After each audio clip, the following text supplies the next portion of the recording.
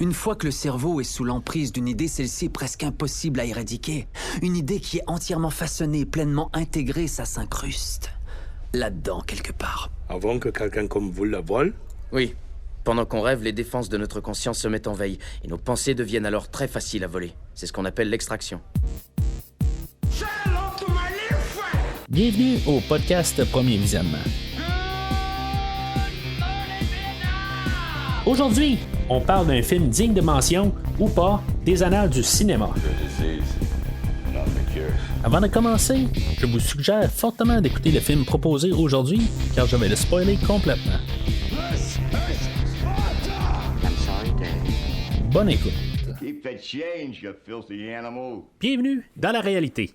Aujourd'hui, on parle de Origin, sorti en 2010 et réalisé par Christopher Nolan, avec Leonardo DiCaprio, Ken Watanabe, Joseph Gordon-Levitt, Marion Cotillard, Elliot Page, Tom Hardy, Cillian Murphy, Tom Berenger et Michael Caine. Je suis Mathieu et sommes-nous vraiment en réalité? Ou peut-être que vous êtes dans mon rêve?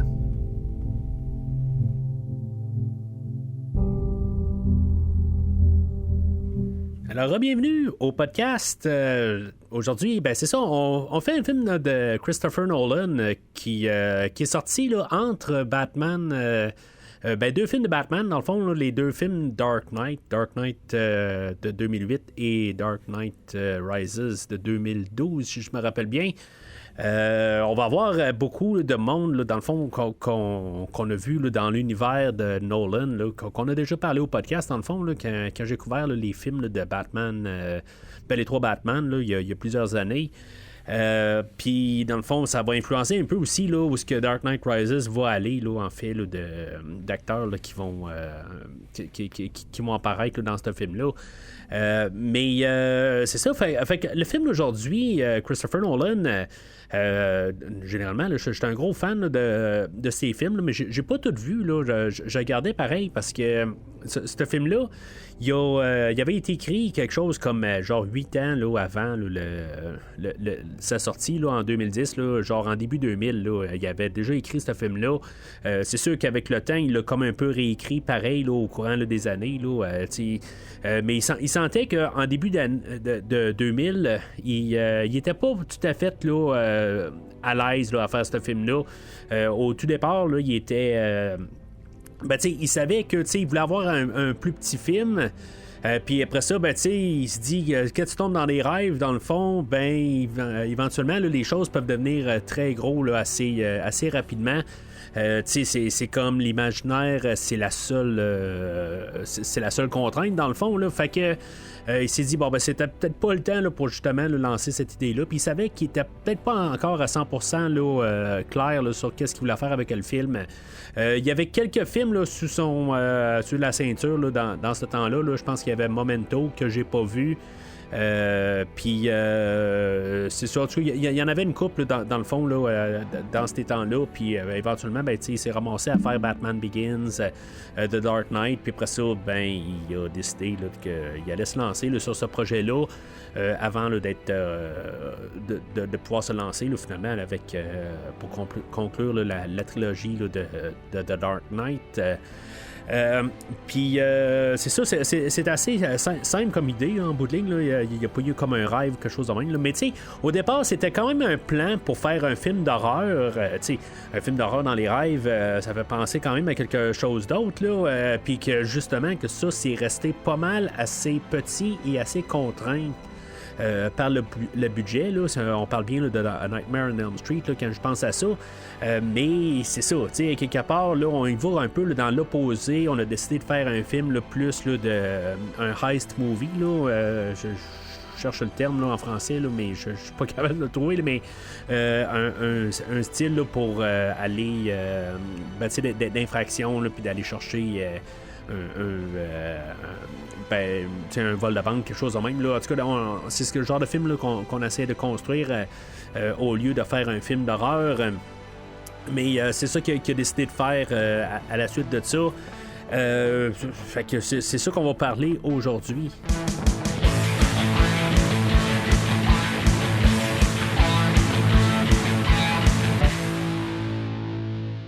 Alors, le synopsis du film va comme suit. Dom Cobb, un spécialiste de l'extraction, il infiltre des rêves pour voler les informations enfouies dans le subconscient. Traqué à travers le monde et accusé de meurtre de sa femme Mal, il est séparé de ses enfants et ne peut plus retourner aux États-Unis. Après un échec lors d'une mission, Cobb reçoit une offre inhabituelle de Saito, puissant dirigeant industriel. Au lieu de voler une idée, Cobb doit en implanter une dans l'esprit de Robert Fisher, héritier d'un empire énergétique concurrent. En échange, Saito promet d'effacer les charges qui pèsent contre lui. Cobb assemble une équipe spécialisée, Arthur, son bras droit méthodique, Ariadne, une jeune architecte chargée de concevoir des mondes oniriques, Ames, un faussaire capable de se transformer dans les rêves, et Yusuf, un chimiste qui fournit un sédatif permettant des rêves imbriqués extrêmement profonds. Le plan repose sur une descente à plusieurs niveaux de rêves, chacun plus instable que le précédent afin d'atteindre un subconscient le plus intime de Fisher. Mais la mission est compliquée par les défenses mentales de la cible et par la présence de Mal, projection du passé de la culpabilité de Cobb, qui menace de tout faire échouer. À mesure que le temps se dilate et que les niveaux s'effondrent, Cobb doit affronter ses regrets et le limbo, un espace mental où l'on peut se perdre pendant des années. Le film culmine dans le choix crucial, chercher une certitude absolue ou accepter une réalité imparfaite pour pouvoir avancer. Fait que c'est un peu long synopsis, là, mais quand même que ça soit assez bien dit là, pour que ça soit pour simplifier là, un peu les choses après ça, là, parce qu'il y a quand même beaucoup d'affaires, mais dans le fond, le film n'est pas si compliqué que ça dans un sens, mais de l'autre côté, il est techniquement très compliqué. Là. Fait que c'est un film que j'ai quand même passé beaucoup de temps là, pour être sûr d'essayer de tout comprendre. Là, puis même, il y a des bouts là, que je suis encore dans le terrain glissant. Là. En tout cas, je vais en parler un peu pendant le film. Là. Ce film-là de genre là, de Danny Ocean, là, version Christopher Nolan, ce qu'on va parler pas mal, là, on va parler là, de réalité, de pas réalité, accepter la réalité, ça, je veux dire, ça va être... Ben, c'est pas mal tout centré là, sur le personnage de décaper la voix un peu, là. DiCaprio. Après ça, l'idée là, de planter une idée là, dans la tête de quelqu'un, puis que finalement, ben, qu'il se l'approprie. Là, je veux dire, des fois, on n'a pas besoin d'un rêve pour ça. Là. Des fois, on dit quelque chose à quelqu'un, puis il revient 2 semaines plus tard, puis il dit hey, j'ai pensé à ça. Là. En tout cas, c'est des choses qui arrivent, mais c'est ça qu'on va parler. Là. Ensuite de ça, on va parler là, de faire confiance là, à l'avenir, là, d'un saut de foi, là, leap of faith, là, qu'on disait en anglais. Là, j'ai pas regardé la version française, ce que j'aurais pu, là, dans le fond, là, comme deuxième écoute, là, mais je l'ai pas faite, malheureusement. Sinon, l'acceptance, c'est vraiment tout. Qu'est-ce que le personnage là, de DiCaprio a à faire, là, dans le fond, là, dans le fond, il vit un deuil qui a de la misère à accepter là, tout ce qui s'est fait, là, mais en même temps, il y a comme un remords en plus. Là, c'est vraiment un personnage là, qui est comme tiraillé là, dans tous les sens, que d'un côté, il a l'air un peu plus confiant au tout début dans son affaire, mais vraiment, là, ce personnage-là est vraiment là, comme tout carrément tiraillé là, dans tous les sens. On va en parler en long et en large dans la prochaine heure, là, dans le fond. Là. Mais c'est pas mal toutes les idées de base dans le film, là, mais il y a beaucoup là, de choses là, qui sont vraiment toutes rentrer un dans l'autre là, en bout de ligne. C'est un est la conséquence de l'autre, puis l'autre est la... C'est vraiment comme tout rentré. Là. Pas mal tout pour utiliser là, une idée là, de qu'est-ce qu'on a utilisé dans Flash, là, mais c'est comme tout un spaghetti d'idées là, en bout de ligne. Là, de tout ce qui se passe. Puis que Christopher Nolan est pas mal là, fort là-dedans. Là, puis dans le fond, là, après la retombée là, de The Dark Knight... ben c'est ça, je veux dire, il est encore en feu, puis on peut remarquer aussi là, que c'est lui qui a écrit le film, là, fait que contrairement à Dark Knight, c'est pas juste lui, il me semble là, qu'il y avait là, son frère, je pense qu'il était un peu impliqué là-dedans, puis il y avait Il y avait un autre, voyons, j'échappe son nom, là, mais il y en a un qui écrit genre tous les films de super-héros là, à Hollywood, là, puis qui il était impliqué aussi, là, me semble, là-dedans. Là. Fait que, tu sais, là, c'est vraiment juste Christopher Nolan qui est en tant que scénariste.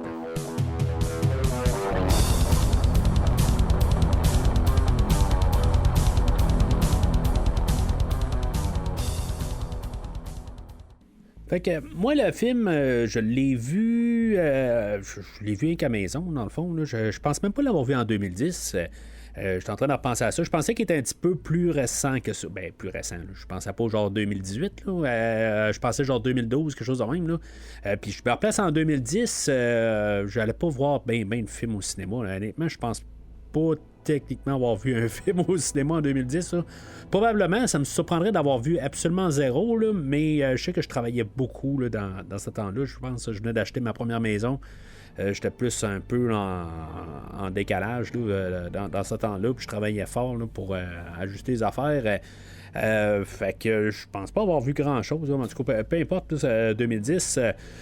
Par contre, je venais de m'acheter mon premier Blu-ray, puis c'est là où je relancé là, un peu. Là, je me rachetais des films là, pour pouvoir plus me rattraper là, dans ce que j'avais manqué. Là, puis j'achetais des films que j'avais pas vus, puis des affaires de même, là, comme Le Parrain que j'avais jamais vu avant. Ben, c'est dans ce temps-là que j'ai acheté ça pour pouvoir voir ça. Puis en tout cas, toutes des affaires là, que je vais probablement éventuellement parler au podcast. Puis c'est ça, j'ai écouté ce film-là peut-être 2 fois là, depuis que je l'ai acheté là, en Blu-ray là, dans ces années-là. Sinon, je l'ai pas réécouté là, depuis ce temps-là, mais c'est un film que éventuellement je vais revenir. Puis là, ben, on en a parlé là, parlé indirectement là, il y a quelques semaines, fait que pourquoi pas en reparler. Voir l'origine là, de peut-être le visuel de Doctor Strange.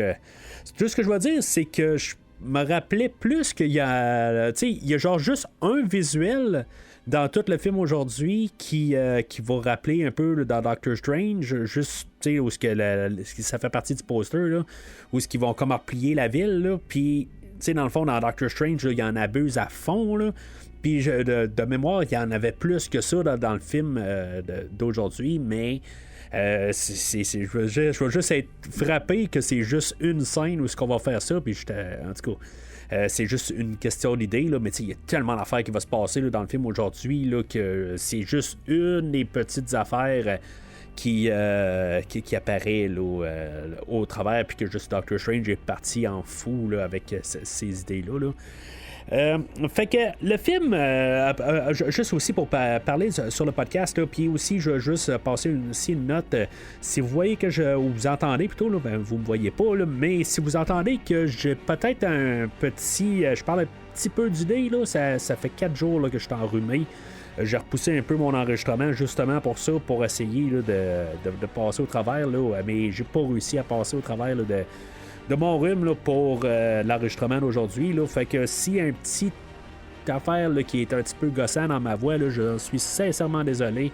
C'est hors de mon contrôle. Là. Je suis mieux que hier, puis dans le fond, c'est qui est un petit peu mieux qu'avant hier, peut-être, là, mais c'est le meilleur des jours là, dans les 4 derniers jours là, que je peux enregistrer aujourd'hui, puis éventuellement, ben, il faut que j'enregistre, que je passe à autre chose.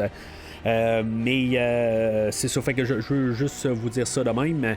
Là, pour aujourd'hui, je suis pas trop sûr de comment que je vais faire ben, tu sais, je suis pas trop sûr. Je sais qu'est-ce que je vais faire, là, mais je vais déroger un petit peu là, de la manière là, que je fais là, tout le synopsis, là, parce que ça va être pas mal tout embarquer les personnages, là, ça va être pas mal juste de ça que je vais parler là, pendant une bonne partie de toute cette section-là, puis éventuellement, on va parler d'un scénario, mais tu sais, c'est un film que le scénario ou le film lui-même se passe pas mal dans le 3e acte. Avant ça, c'est juste du bourrage de crâne, puis il se passe vraiment pratiquement rien. Mais bon. Fait que le film ouvre avec DiCaprio là, qui est sur la plage. Il est sur une plage, il est retrouvé, tout ça. Puis dans le fond, ben, là, on va marcher en flashback, qu'on va revenir là... on va revenir là à la fin du film. Puis on va rentrer là, dans le rêve de Saito. Là, je mets ça tout de suite sur la table. Là, je comprends le film. Je l'ai écouté 2 fois. La deuxième fois que je l'ai écouté, il y a une option sur le Blu-ray là, pour l'écouter là, en mode extraction qui a comme des documentaires au travers de ça puis qui explique tout ce qu'il fait au travers là. C'était quand même intéressant, mais c'est comme, je pense qu'il faudrait que je le réécoute encore 3-4 fois pour être sûr de comprendre toutes les nuances là, de tout ce qui se passe au travers de ça. Ça aurait été le fun qu'il fasse un commentaire audio aussi là. Ça je m'aurais arrangé pour l'écouter, je pense comme une 3e fois où j'aurais extrait là, le commentaire audio, je l'aurais écouté à part au moins pour pouvoir l'écouter, essayer de tout comprendre parce qu'il y a beaucoup d'affaires là qui se chevauchent, puis il y a beaucoup de niveaux dans tout ça. Il y a plusieurs affaires là, qui fait que c'est complexe quand même là, dans le film d'aujourd'hui. Quand tu regardes le film quand même là, à la superficie, il est pas si compliqué que ça, mais on dirait que plus tu cherches à comprendre, plus c'est compliqué. C'est un peu étrange à dire, là. En tout cas, vous comprenez probablement ce que je veux dire, là. Parce qu'en fait, d'idée, si on regarde toutes les idées, comment qu'elles avancent, c'est assez simple, tu sais. Je veux dire, on va juste s'infiltrer dans le cerveau de quelqu'un, puis on va juste comme... renfoncer encore plus là, vers le creux de la tête là, du personnage là, de Fisher. On va rentrer dedans. Mais tout le côté technique, c'est là qu'on se perd un petit peu dedans. Là. C'est plus là, dans cette idée-là. Là. Mais bon.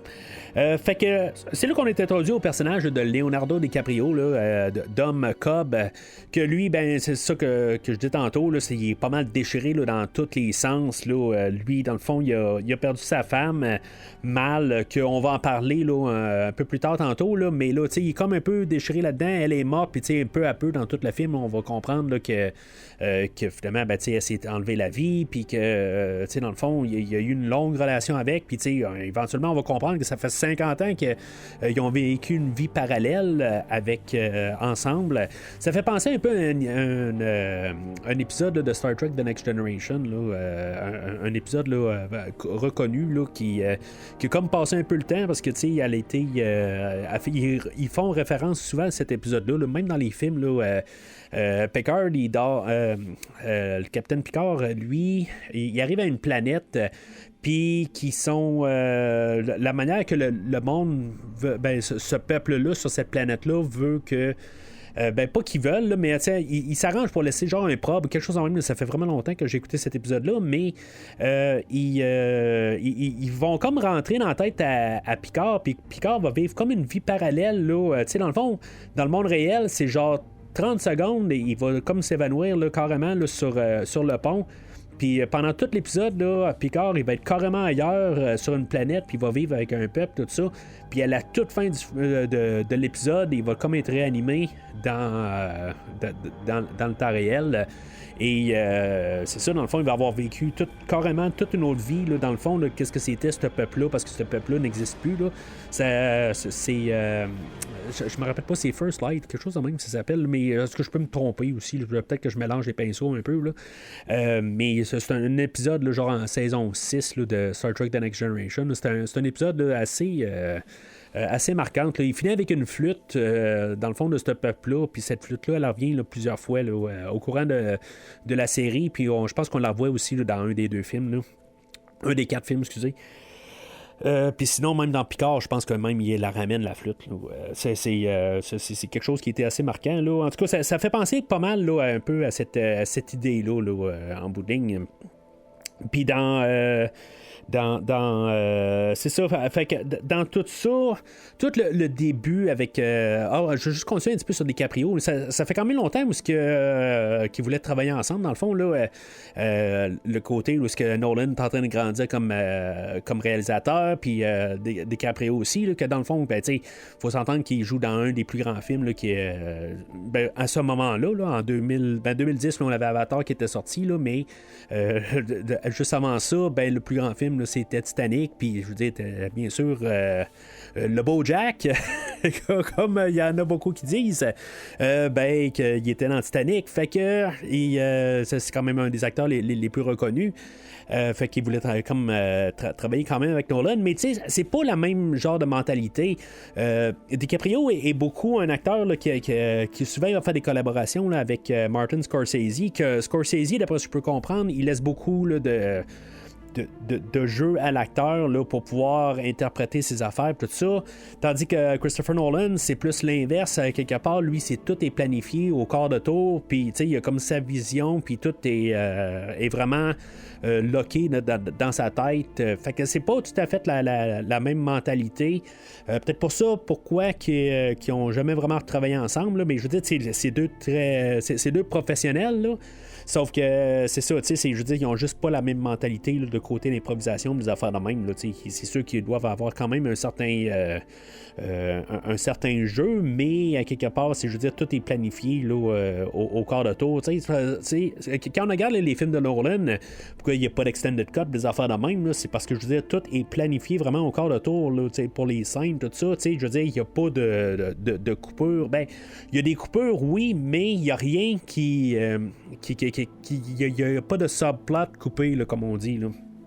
C'est pas mal ça, là, la manière que Nolan travaille. Là. Tout est vraiment efficace dans toutes ses affaires, puis il y a toutes des idées qui s'emboîtent un dans l'autre, qui fait que tu peux rien couper, puis tu peux rien rajouter à quelque part. Ben, si tu rajoutes, ben, c'est ça, tu sais, ça peut être coupé, mais je veux dire, lui, il s'est arrangé pour que tout se rentre tout le temps. Là, puis c'est ça qui fait que généralement là, ces films là, ils se tiennent puis qui n'ont pas de ils ont rien de plus, il n'y a pas d'extended cut là, généralement de ces films mais c'est ça, fait que le personnage de DiCaprio, lui, c'est ça. Lui, il a comme son équipe d'extracteurs, je sais pas comment on peut les appeler là, en bout de ligne, là, il a son bras droit, là, le personnage là, de Arthur qui est joué là, par Joseph Gordon-Levitt, qui, bien sûr, j'ai déjà parlé au podcast avec Dark Knight Rises, puis même avec Halloween H2O.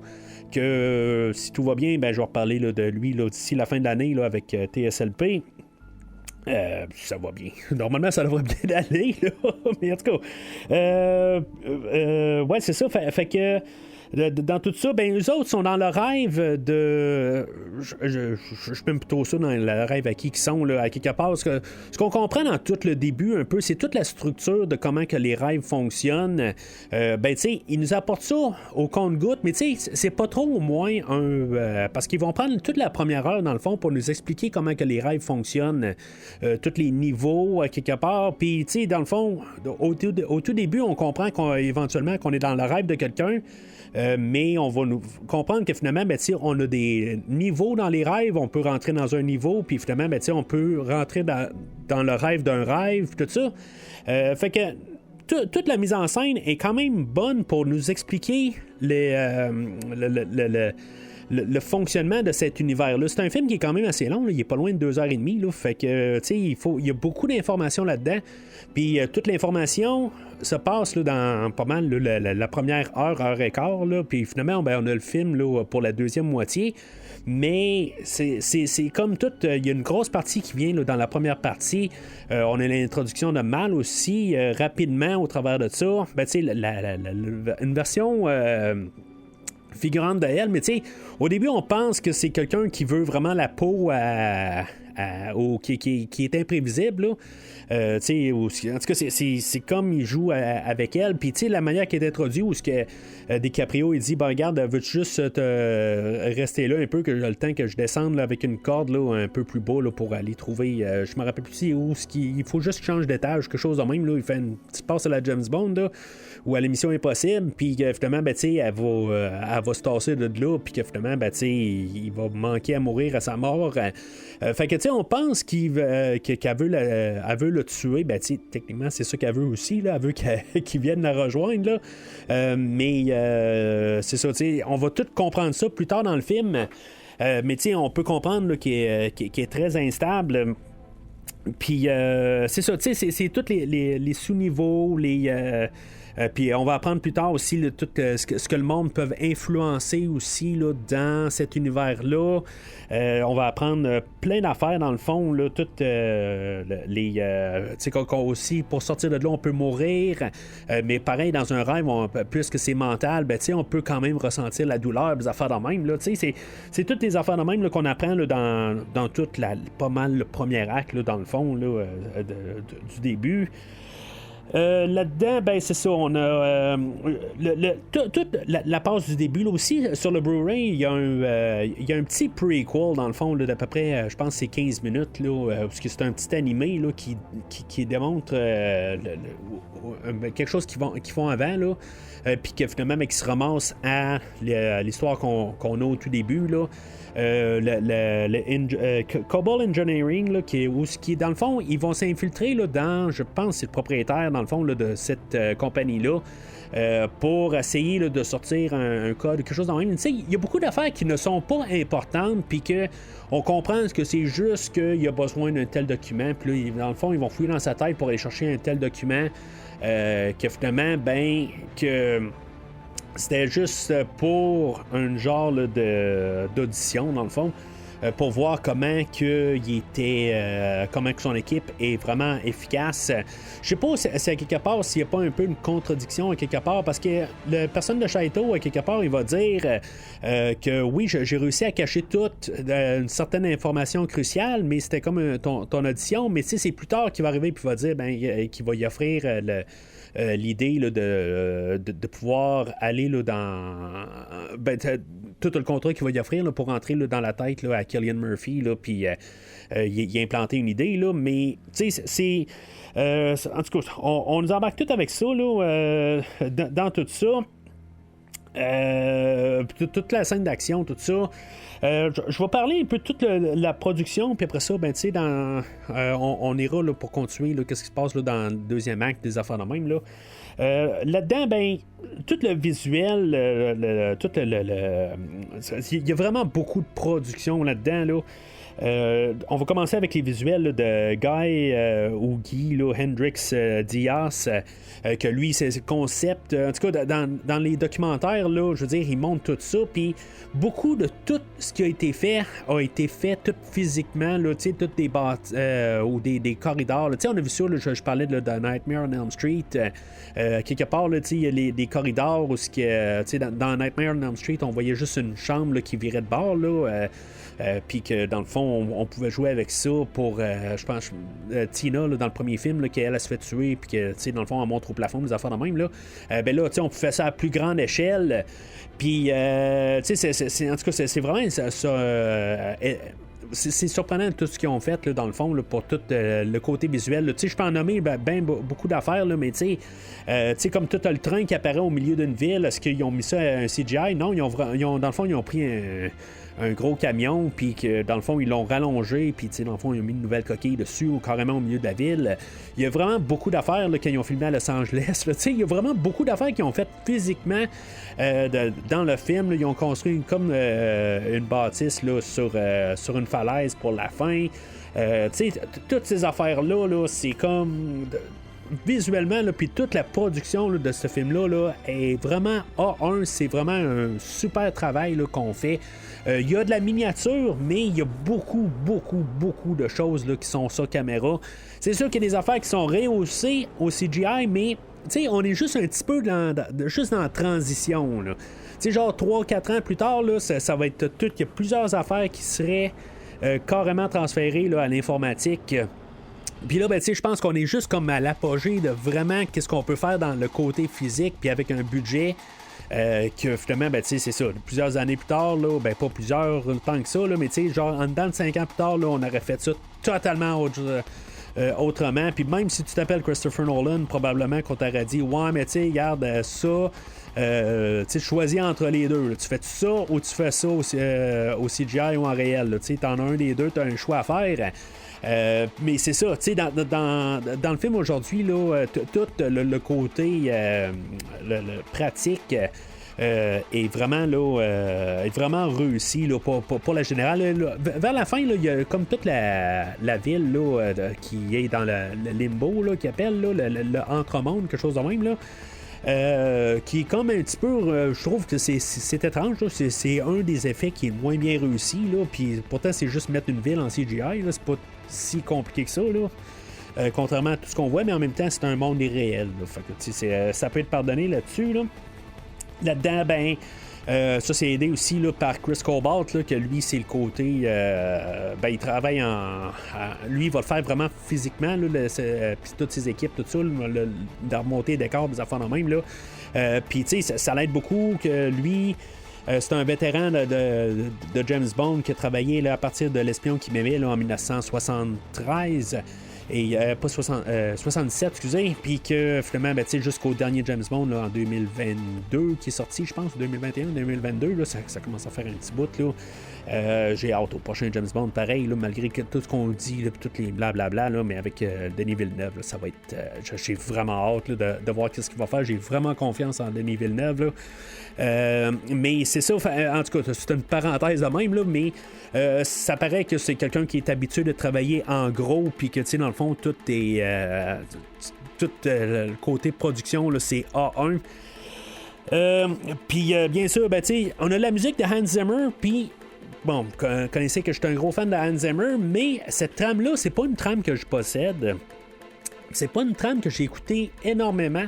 Puis je vais bien sûr, j'ai essayé là, de la réécouter là, pour le podcast d'aujourd'hui. J'ai passé la semaine à l'écouter. Puis vraiment, je comprends pas parce que la trame là, de Hans de Dark Knight, c'est une trame que j'ai appris à aimer. Parce que, dans le fond, c'était Dark Knight Rises que j'aimais beaucoup. Puis après ça, de Dark Knight, j'ai appris à l'aimer là, au fil du temps. Puis voir ce que j'ai manqué là, éventuellement. Là. Souvent, je parle de la trame de Man of Steel, là, qui est quelques années après le film d'aujourd'hui. Puis que je veux dire que c'est une de mes meilleures trames sonores qui existent.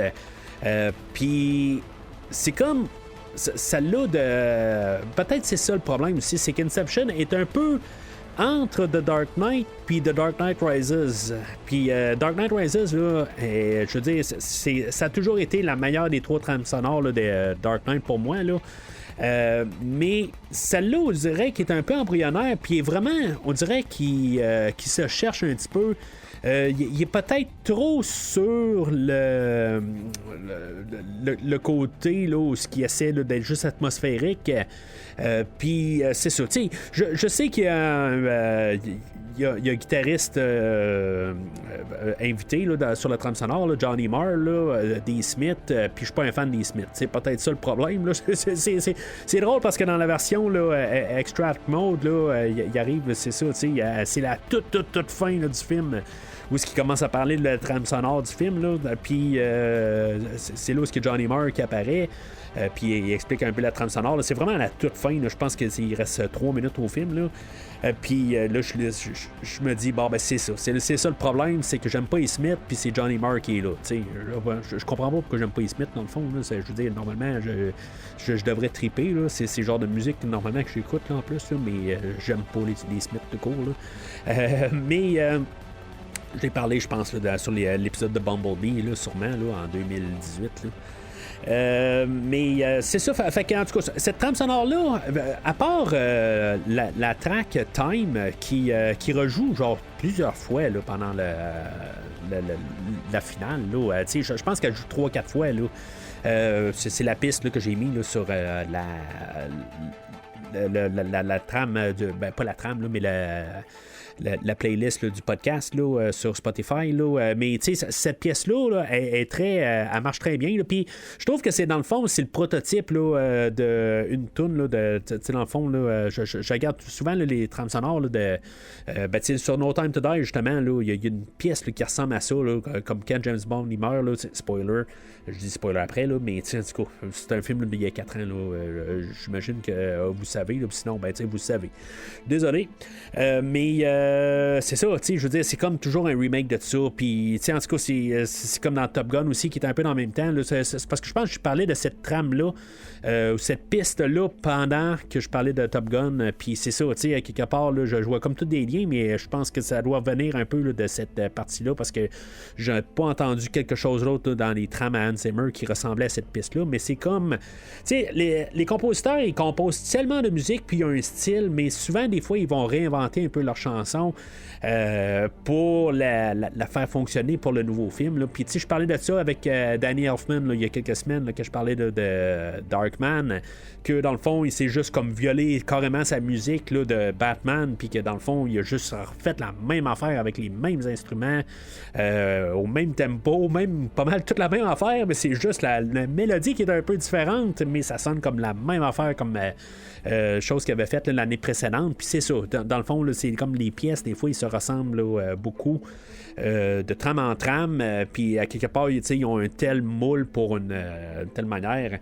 C'est juste que ça monte un peu des fois aussi le côté où ce que certains artistes sont quand même limités, autant que des fois ils sont super reconnus, puis sont super reconnus pour être original, ben que des fois ils sont quand même limités, puis tu sais, ça va pour Danny Elfman, que des fois il s'est réinventé là, plus tard, tu sais, j'écoutais tous les Terminators, j'ai réécouté là, toutes les suites de Terminator, là, tous ceux-là là, qui sont catégorie B là, en boutique, là, 3, 4, 5, 6, dernièrement, puis avec la trame sonore là, de Terminator Salvation là, que j'aime beaucoup aussi, mais qui sonne vraiment pas là, comme Batman, là, mais qui a quand même un son très différent, puis qui il s'est réinventé justement là, dans cette trame-là. Là. Mais, puis, tu sais, Mission Impossible 2, qui est une trame de Hans Zimmer, puis qu'est-ce qu'il y a aujourd'hui, c'est carrément tout, quelque chose de totalement différent, là, puis qui était 10 ans avant ça. Mais on a eu beaucoup de grosses transitions aussi, il ne faut pas oublier, là, dans les années 2000, là, avec, vers 2005, là, puis il était dans le coin là, de justement, là, je pense que c'est Bourne là, qui avait commencé à embarquer ça, là, Bourne Identity, là, en 2002. Là. Mon rival principal est un vieil homme en mauvaise santé. Son unique fils héritera bientôt de la direction de la multinationale. Et j'aurai besoin qu'il décide de démanteler l'empire de son père. Cobb, il ne faut pas accepter ce boulot. Attends. Et si je disais oui, dans l'éventualité que ce soit faisable, j'exige une garantie. Comment savoir que vous dites vrai? Effectuez votre mission. Je ne garantis rien. Alors, êtes-vous prêt à me faire confiance? Ou préférez-vous vieillir, hanté par le regret et attendre de mourir seul? Alors, c'est ça, comme j'ai dit, là, le personnage là, de Ken Watanabe, là, le personnage de Saito, c'est ça, il s'est rendu compte, dans le fond, là, que lui, il est propriétaire là, de Cobalt Industries, mais pas Industries, Engineering, puis qu'en bout de ligne, ben, tu sais, c'est pas clair, puis comme j'ai dit, il y a bien des affaires qui sont pas claires dans tout ça, là, puis dans le fond, là, on veut pas s'attarder à ça, qu'est-ce que sa compagnie, qu'est-ce qu'elle veut faire, puis qu'est-ce que tu sais, je veux dire, c'est-tu une mauvaise compagnie, c'est-tu une bonne compagnie, quelque chose de même, tu sais, il y a le côté là, de qu'est-ce est-tu moral ou pas moral, là, on tasse carrément ça de l'équation, on ne sait absolument pas dans quel domaine qu'ils sont vraiment, là, engineering, ça doit être dans quelque chose là, dans l'infrastructure, quelque chose de même, là, je sais pas trop dans quoi, mais sinon lui dans le fond, ils veulent comme que, tu sais, dans le fond, ils sont pas capables là, de prendre notre dessus sur une autre compagnie à côté qui, lui, est en train de prendre trop d'expansion, puis que là, ben dans le fond, ils veulent juste comme la saboter tout court, carrément. Puis tu sais, c'est une bonne affaire ou pas, parce qu'on sait pas en même temps ce que la compagnie là, à Fisher, elle, qu'est-ce qu'elle fait aussi, sont dans le coin, y a-tu quelque chose de corrompu là-dedans, puis tout ça. Tu sais, ça, on sait absolument rien de ça, puis ça fait un petit peu... c'est pas le focus du film du tout. C'est plus peut-être un peu l'idée là, de tout qu'est-ce qu'on va apporter comme idée, mais qu'est-ce qui est fait là-dedans. Dans le fond, c'est le voyage là, d'un personnage que lui va retrouver sa famille. Il veut évoluer dans la vie. C'est son tout son deuil, des affaires de même là, qui qui est ça, l'histoire. Mais tu sais, tout le côté, on n'embarque pas là-dedans, le côté moral, tout ça, parce que là, ça pourrait jouer encore sur un autre niveau. Puis je sais pas si ce film-là devrait jouer sur ce niveau-là, parce que quelque part, tu sais, on aurait comme un peu le côté. Tu sais, ça serait peut-être trop facile que finalement, il y en a un qui est corrompu, puis que tu sais, il est là pour la domination du monde, des affaires de même. Tu sais, je dis ça en parenthèse, là, mais tu sais, qu'il y en a un qui serait là-dedans, puis tu sais, je sais pas, de l'armement, puis que je veux dire, qui, je sais pas, là, n'importe quelle idée, là, tu sais, puis que peut-être que justement, ils savaient pas aller dans quel domaine, là. Fait que ils ont juste dit, ben regarde, on va garder ça ambigu, puis on n'en parlera pas, puis regarde, je pense que c'est une meilleure affaire de même qu'on aille juste sur le fait là, qu'on y aille vraiment sur l'idée que lui, il va faire ça, pas nécessairement contre la personne, mais tu sais, juste pour pouvoir avoir une tranquillité d'esprit, puis qu'il peut retourner chez lui, là, tu sais. Mais, tu sais, on va garder ça dans la totalité. Puis quelque chose qui vient de juste me popper dans la tête pareil, parce que je me dis quelque part c'est beau, tu sais, il va avoir tu sais, il va faire le contrat, mais tu sais, indirectement là, quand on pense à ça là, le personnage là, de DiCaprio là, tu sais, c'est un homicide involontaire pareil en bout de ligne.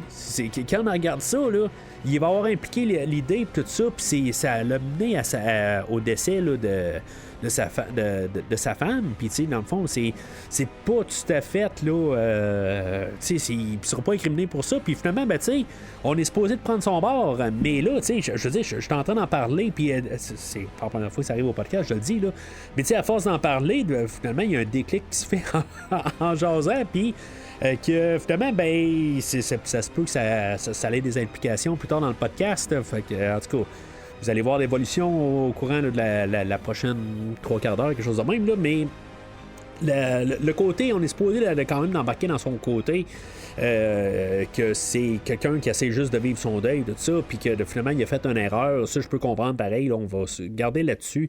Il a fait une erreur, il va essayer là, de quand même aller s'occuper de ses enfants, tout ça.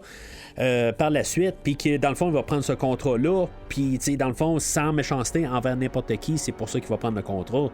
Là-dedans, ben, il va aller voir son beau-père, dans le fond, là, qui est le père là, de Mal, qu'on va apprendre à la toute fin du film, dans le fond, là, qui est joué là, par Michael Caine, qui joue dans la plupart là, des films là, de Christopher Nolan, là, qui trouve tout un rôle là, quelque part, puis vraiment, c'est minimalisé, là, c'est genre 2 scènes qui est là, il est là dans cette scène-là, puis on la revoit à la toute fin, puis c'est pas mal ça, là.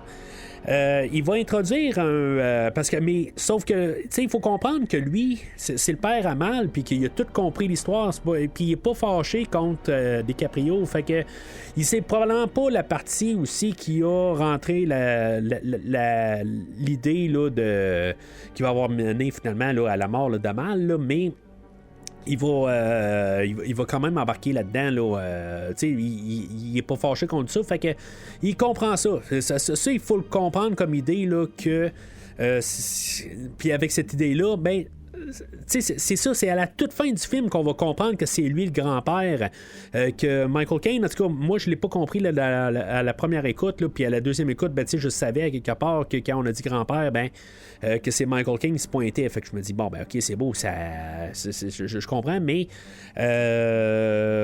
c'est ça, tu sais, il est dans le bon côté, rendu là avec DiCaprio, fait que on peut comprendre que DiCaprio, il est pas fâché, mais ça aurait été bon, je pense, de le comprendre tout de suite au début du film. Puis, tu sais, on a arrêté là, que, dans le côté de comprendre qu'il est vraiment... il n'y a pas de secret négatif à démontrer, à cacher, là, que finalement, ben, tu sais, qu'on va comprendre à la toute fin là, qu'est-ce qu'il a fait, puis qui est horrible là, en bout de ligne. C'est vraiment horrible, là, qu'est-ce qui se passe à la toute fin là, quand on comprend ça, là. Fait que lui, c'est ça. En tout cas, il est professeur, puis il va arriver, là, puis il va démontrer, là, il va sortir quelqu'un qui peut l'aider, dans le fond, parce que là, Leonardo, lui, il cherche quelqu'un pour l'aider là, à construire un rêve. Puis il va y envoyer là, le personnage d'Ariadne, là, qui est joué là, par Elliot Page. Là, je mets ça tout de suite clair. Là, ça se peut que je dise Ellen Page, ça se peut que je dise elle, parce que c'est elle qui est à l'écran. Là, mais je comprends toute qu'est-ce qui s'est passé par la suite. Là, elle a eu son changement là, en 2020, puis qu'elle est devenue un île, puis tout ça. Je veux dire, dans le fond, ça regarde à elle. Là, moi, j'ai aucun problème avec ça. Là, je veux dire, c'est sa vie. Là. Mais je veux juste être sûr là, que, je veux dire, si j'arrive à me fourvoyer quelque part, là, je veux dire, je manque pas de respect du tout. Là, c'est juste un réflexe là, de la fille, là, que, je veux dire, qui était là pendant genre 40 ans de ma vie. Là. Ben, pas 40 ans, là, mais que je la connais peut-être là, les 10-15 ans là, avant le film d'aujourd'hui. Là, puis je pense que je n'ai parlé là, même dans X-Men, là, qu'elle n'avait pas changé, tout ça. Là. Fait qu'en tout cas, c'est juste par habitude, c'est pas pour un manque de respect, je veux juste que ça soit clair. Fait que Ellen Page Elliot Page qui fait le personnage d'Ariadne. Ariadne, en tout cas, je risque d'avoir un peu de la misère à le dire. Là. En plus, avec mon rhume, ça me semble que ça sonne Ariadne. En tout cas, vous l'entendez, je veux dire. Mais elle, en tout cas, tu sais, au début, est-ce que c'est là pour un triangle amoureux, quelque chose de même? Mais le personnage là, d'Ariadne, là, ça vient là, d'une princesse grecque qui, quelque part, elle a aidé là, Théséus, quelque chose de même. Là. En tout cas, ce que je lisais sur le net, là, elle a aidé quelqu'un là, à sortir là, dans le fond là, du labyrinthe du Minotaure, tout ça. En tout cas, fait que c'était un peu la même affaire. Là, on joue dans les labyrinthes, tout ça. Puis, tu sais, en tout cas, c'est des thématiques un peu là, que je pense que Christopher Nolan a embarqué, là, comme que le personnage là, de Mal, là, tu sais, je veux dire, c'est peut-être un nom en français qui est. Tu sais, je pense pas que c'est le mal incarné, là, mais tu sais, je veux dire, c'est un personnage qui est mal un peu. Qui est peut-être mal réinterprété là, dans la tête là, à Leonardo. Là. Mais en tout cas, on en reparlera tantôt là, de ce personnage-là. Là. Mais c'est ça, Ariadne, elle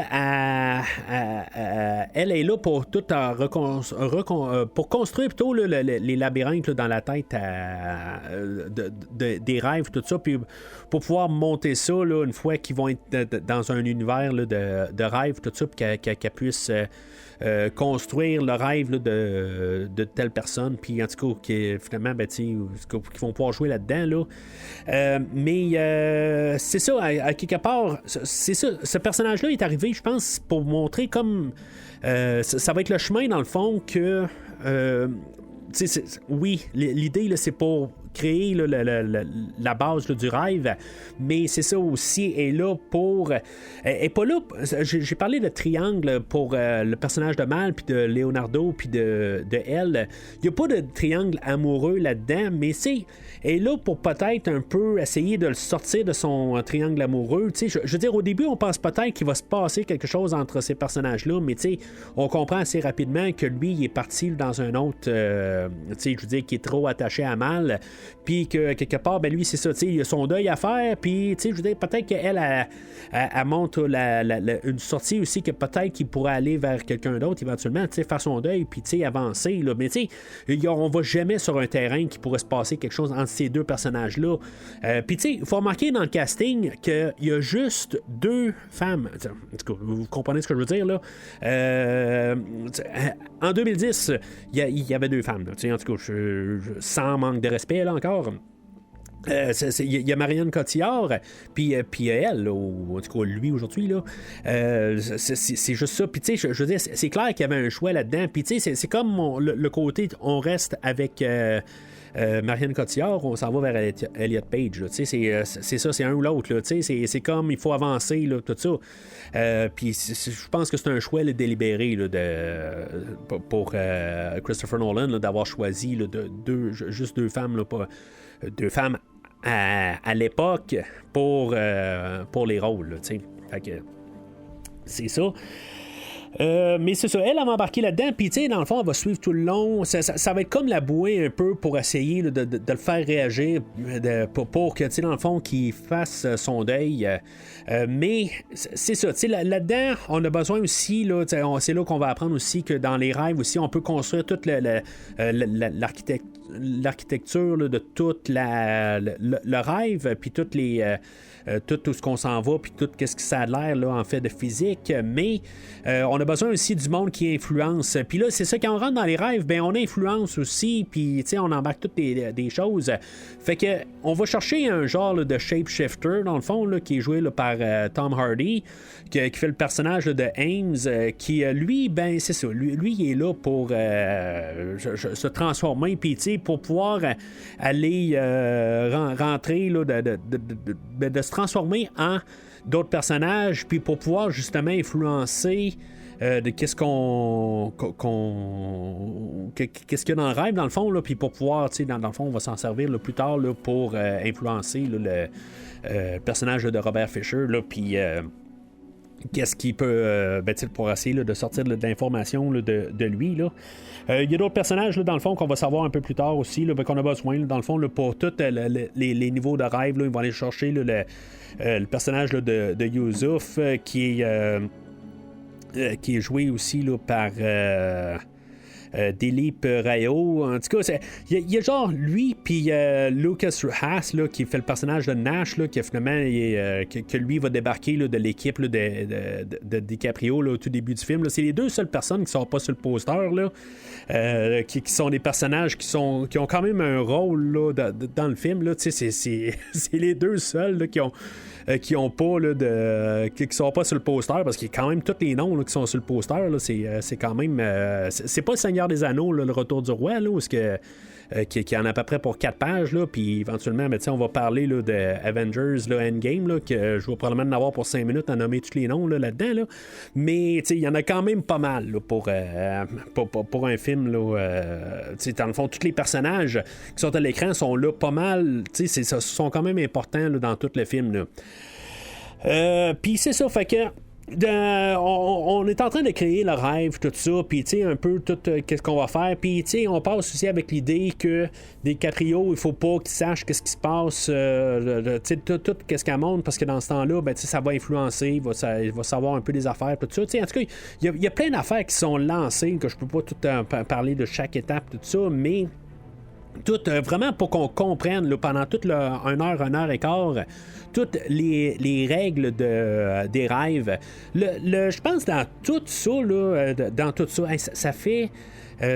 En ce moment, là, il est 4h30 là, de l'après-midi, puis ça fait depuis 8h à matin là, que je suis là avec ma deuxième écoute, puis en train d'essayer de tout comprendre avec ChatGPT. Je suis là en train de fouiller sur le net, un peu partout.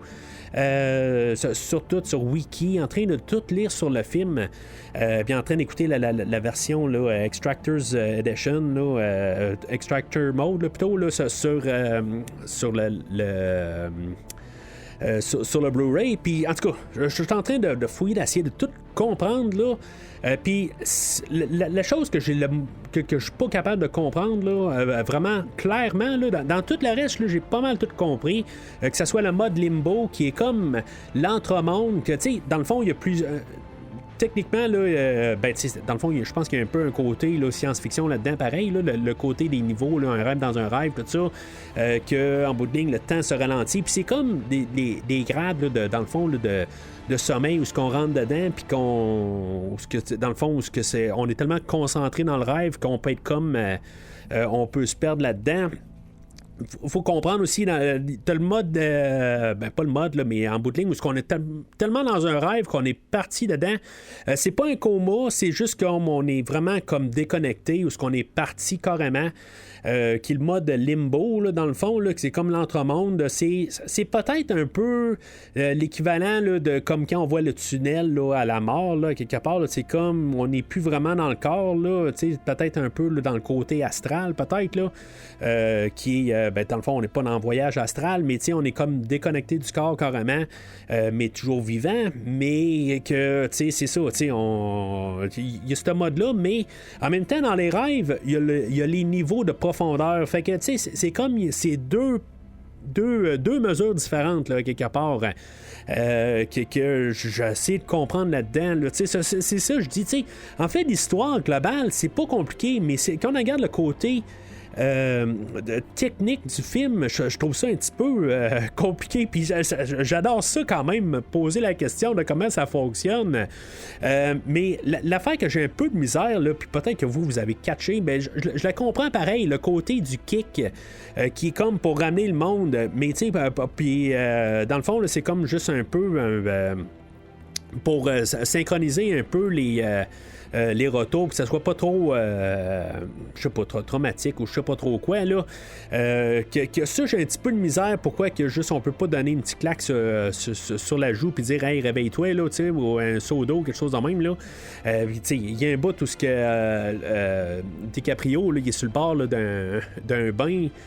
Puis qu'on va juste le garrocher carrément il va comme tomber par en arrière puis il va tomber là, dans le bain plein d'eau là.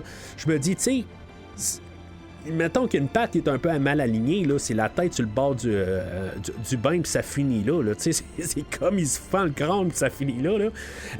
C'est comme les deux fois que j'ai écouté le film, là, j'ai comme. Ben, j'ai le cœur qui a comme un petit peu là. Je sais qu'il va pas mourir, là, mais tu sais, je me suis dit, il me semble que c'est pas très très safe, là, tu sais. Mais là, sur le bord d'une piscine, mais pas dans un bain tout fermé de même, là, tu sais, il va se cogner la tête s'il est un petit peu poussé trop fort, quelque chose de même, là, tu sais, vraiment tout doit être calibré, là. Mais c'est ça, tu sais, le côté kick, c'est sûr que j'ai un petit peu de misère là, avec la chanson là, d'Edith Piaf, là, non, je ne regrette rien. Je comprends que cette tune-là, elle va être jouée à plusieurs, selon le niveau, elle va, dans le fond, eux autres, quand ils sont dans le rêve, c'est comme un peu pour le rappeler qu'ils sont dans un rêve. Puis qu'il y a un certain moment, elle va jouer plus lentement, puis des affaires de même. Je pense que Zimmer s'est servi un petit peu de cette chanson-là là, pour faire un peu certains thèmes là, dans sa trame sonore. Là. Même elle apparaît, la toune, dans la trame sonore. Là, c'est vraiment étrange. Là, j'ai écouté la trame, puis finalement, je me le suis mis à l'entendre. Là, je me suis dit, je suis en train de virer fou. Là. Quelque chose de même. Je trouvais ça quand même curieux qu'on a mis une autre toune pareil, mais je veux dire, dans le fond, là, c'est quand même la thématique du film. Là. Puis pour finir là-dedans, ben c'est ça, il y a les totems. Les totems, eux autres, c'est comme pour savoir si t'es dans un monde réel ou pas. Parce qu'à force de jouer dans un monde ou l'autre, c'est sûr que, je veux dire, à quelque part, là, je me dis à quelque part, si tu es en train de te dire, t'es-tu dans un rêve, c'est parce que t'es dans un rêve. Si tu te poses la question, là, c'est sûr que tu l'es, là. On ressent quelque chose de différent, mais dans un mode film, ben, on est différent. On s'en rend pas compte, là, parce que ce que vous comprenez, là, j'imagine que vous couchez tous les jours, là, j'imagine. J'ai des doutes là-dessus, là, mais là, sérieusement, vous comprenez pareil, je veux dire, on se couche tout, puis on sait bien que dans les rêves, on sait pourquoi qu'on a rêvé, puis qu'est-ce qui était pas réel, là, tout ça, là, tu sais. Mis à part des fois, peut-être, là, mais quand on se réveille, on comprend que on était carrément dans un rêve, là. Mais oui, mais c'est ça le côté, là. Puis on n'a pas toujours tout le contrôle 100% de nos rêves, des affaires de même, là. Mais c'est un film. Mais le totem, lui, nous sert à nous dire si, mettons, on est en train de rêver ou pas rêver, là. Puis là, ils sortent avec le totem là, c'est comme une petite toupie là, à quelque part là. Puis ça dans le fond là, ça va être très important là, pour le personnage de DiCaprio. Puis ça c'est un côté aussi de garder le contrôle, de toujours un peu là, d'essayer là, dans le fond là, de garder le contrôle de savoir où ce qu'il est là. Puis dans le fond là, ça va être je sais pas pour le personnage là, d'Arthur, lui il sort un dé, mais tu lances le dé. Il dit c'est une question de poids. Ben probablement que, mettons, c'est supposé toujours être un 6, mettons, là, une fois qu'il lance le dé. OK, mais je veux dire, c'est une chance sur 6, pareil que ça tombe un 6, là, tu sais. Fait que je sais pas exactement là, comment qui marche son dé. Puis le personnage là, de Ariadne, elle va se fabriquer là, une pièce d'échec avec un certain poids qu'elle va tomber. Je sais pas plus comment elle marche là, sa pièce à quelque part là, je sais pas. Je comprends juste celle-là que la toupie à Leonardo, quelque part, je comprends que si maintenant t'es dans un rêve, elle va jamais tomber, tu sais. En tout cas, c'est à moins que tu rêves qu'elle tombe, là. Je veux dire, quelque part, c'est ça. Mais c'est une question là, de fonction de film, là, qu'on comprend ça, là, juste pour le fait de comprendre là, savoir si on est dans le monde réel ou pas. Là. Une idée, c'est comme un virus. C'est résistant et très contagieux. Et le plus petit embryon d'idée peut se développer. Et cette idée peut vous définir ou bien vous détruire. Alors, on arrive au troisième acte, dans le fond, là, à genre 1h15 là, du film. Là, je ne l'ai pas noté exactement. Là, à la première écoute, je regardais grosso modo. Là, j'étais concentré dans le film pour vraiment tout comprendre. Puis en Extraction Mode, le film dure 3h10. Fait que exactement, c'est combien de temps, là, parce que tout est rentré au travers. J'ai pas pu noter, mais c'est à peu près ça, là, 1h15, 1h10 là, du film. Puis c'est sûr que là, finalement, le film commence. Si on est là pour voir le film, puis tout, qu'est-ce qu'on peut voir? On a vu quelques visuels, des affaires de même, là. Puis, je veux dire, chapeau à tout ce qu'on a montré avant. Là, c'est sûr qu'il devient un peu plus film standard là, pour la prochaine demi-heure, là, où ce que ça va tout être l'extraction. Là, ça fait Mission Impossible un peu, là, où ce que, dans le fond, on est tout en train de planifier là, de tout... à retrouver le personnage de Cillian Murphy qui fait Robert Fisher, que lui, ben c'est ça, il a sa business, que là son père il vient de mourir, puis que là dans le fond on va essayer de l'intercepter là, dans un avion, puis réussir à l'endormir, puis rentrer dans son rêve, ou le faire embarquer là, dans le rêve de quelqu'un d'autre. Mais je trouve que tout dans le montage en bout de ligne avec de tout ça, on l'a vu, Cillian Murphy, c'est genre la deuxième scène où ce qu'on le voit. On l'a pas vu depuis le début. On l'a vu genre 10 minutes avant pour voir un peu la relation avec son père. Mais même là cette partie-là est très ambiguë. On a entendu plus parler que qu'est-ce qu'on a vu vraiment à l'écran. Puis dans tout ça, ben, ça laisse que le personnage là, de Tom Hardy, lui, il a étudié le personnage supposément, puis savoir comment qu'il pouvait, qu'est-ce qu'il pouvait faire avec la relation avec le personnage là, qui est joué là, par Tom Berenger, là, qui est l'oncle là, à Robert Fisher. Puis, tu sais, comment il peut réagir, mais finalement, tu sais, il sait absolument rien du personnage, mais tu sais, c'est juste comme il l'a étudié. Puis c'est pareil pour le personnage de Joseph Gordon-Levitt, que lui, il est comme supposé de faire des recherches sur lui, puis qu'après ça, ben c'est ça, tu sais, il s'est fourvoyé quelque part, que dans le fond, le personnage de Robert Fisher, lui, tu sais, il est un peu au courant de comment que les rêves fonctionnent, puis que, tu sais, dans le fond, il y a du monde qui peuvent rentrer dans ses rêves, tout ça. Fait que lui aussi, tu sais, dans le fond, personne n'était vraiment préparé à rentrer dans sa tête. Puis, tu sais, dans le fond, c'est ça, tu sais, ils nous ont embarqué un personnage qu'on pense que peut-être que finalement, ça sera pas compliqué de rentrer dans sa tête, puis que dans le fond il va voir avec du feu carrément, là, ils vont rentrer dans son rêve, puis ils vont pouvoir commencer à le faire parler, puis ils vont régler pas le parler. Dans le fond, ce qu'ils veulent faire, c'est qu'ils veulent rentrer juste dans sa tête, puis implanter une idée, puis que dans le fond, pour y faire convaincre que ça vient de lui, c'est pas quelqu'un d'autre là, qui a donné l'idée, puis que dans le fond, pour qu'il soit confiant derrière ça, puis que, dans le fond, ils veulent continuer là, son idée là, de comme. Ce que je peux comprendre, c'est que dans le fond, son père, lui, voulait qu'il continue, dans le fond, là, dans la manière traditionnelle de sa compagnie, puis qu'il continue à faire qu'est-ce que lui a créé, puis que dans le fond, qu'il ne mette pas sa touche dedans, qu'il continue comme un drone, puis que dans le fond, j'imagine que c'est son frère, là. Le personnage là, joué par Tom Berenger, là, Browning, que lui, il va juste comme continuer ça, puis que ils vont pas se casser la tête, puis que l'autre n'est pas tout à fait confiant par la suite. Mais c'est ça, à quelque part, une fois qu'on rentre dans sa tête, on voit que c'est plus compliqué que ça, que dans le fond, il y a probablement du plus de potentiel, puis il est pas mal intelligent, le gars, en bout de ligne, que lui, à l'interne, il s'est créé comme une autodéfense, que là, notre équipe d'extracteurs va se ramasser là, à Los Angeles, puis qu'en bout de ligne, ils sont prêts là, à guillemets, kidnapper le personnage là, de Fisher, mais c'est ça, dans le fond, il y a comme tout un genre là, d'équipe, là, pas de SWAT, là, mais en tout cas, ils vont tous commencer à les attaquer. Il va y avoir des fusillades qui vont venir de nulle part. Ils sont pas prêts du tout comme à ça. Ils s'attendent pas à ça. Puis que tout, dans le fond, tout est là quand même pour le protéger. Puis, tu sais, lui, il s'attend à ça, à se faire attaquer dans son sommeil pour pouvoir aller chercher de l'information.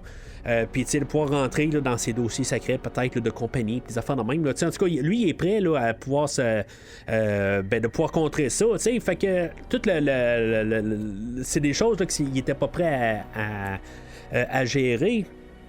Fait que, on a ça comme première idée. Là. En tout cas, je vais parler de tout un peu le côté visuel des affaires dans le même. C'est pas mal une poursuite standard, grosso modo, là, avec un train qui embarque carrément là, au milieu de la route, là, carrément. Là, ça fait quand même un peu. C'est là qu'on comprend qu'il y a quelque chose là, qui n'a pas rapport du tout là, dans tout le système. Juste le côté visuel nous fait comprendre que là, il y a quelque chose qui marche pas. Là. Il y a un train, il y a quelque chose qui n'est pas réel. Fait que finalement, c'est ça. On va essayer d'interroger là, le personnage de Fisher, puis de rentrer là, dans sa tête, puis d'essayer de l'envoyer vers une idée qu'il va devoir fouiller dans sa tête, puis que c'est pas vraiment une question là, il faut qu'il trouve un coffre pour rentrer comme dans sa tête, puis de trouver un coffre-fort, dans le fond, avec des idées qu'il ne savait pas, en bout de ligne, que son père voulait le pousser à se dépasser, dans le fond. Là. C'est ce que je peux en comprendre en bout de ligne. Quelque chose qui n'était pas là, mais quelque part, on y pousse l'idée dans sa tête que, finalement, son père, qui le traitait comme de la bouette en bout de ligne, ben, qu'en bout de ligne, là, il y avait quand même des bonnes intentions en arrière. C'est juste que, il s'est perdu un petit peu dans toute son côté là, corrompu de high businessman, peut-être, là, je sais pas trop quoi. Là. Fait que c'est ça qu'ils vont essayer d'aller chercher par l'émotion et des affaires de même. Puis ça va être ça toute la quête là, de la prochaine heure et quart. Là. Fait que ça, c'est la première partie. Puis là, c'est ça avec Peter Browning, là, que, dans le fond, qui est joué là, par Tom Hardy, là, quelque part, qui va. Qui est joué par le personnage de Tom Hardy, qui est finalement joué par le vrai personnage, là, mais tu sais qu'on voit qu'il est en train de pédaler parce qu'il n'a pas comme fait ses devoirs. Ben, il a fait ses devoirs, mais l'information, c'est ce que c'est, parce qu'il n'était pas là quand le personnage là, joué là, par Pete Postlethwaite, là, le père de Robert Fisher, que lui, quand il est mort, ben, tu sais, il était pas là. Tom Hardy n'était pas là, mais l'autre était là, tu sais, un peu, il savait un peu qu'est-ce qui se passait. Fait que il dit toutes sortes d'affaires, puis là Robert Fisher il dit ben là ouais, non, c'était pas ça, tu sais, il croyait pas en moi.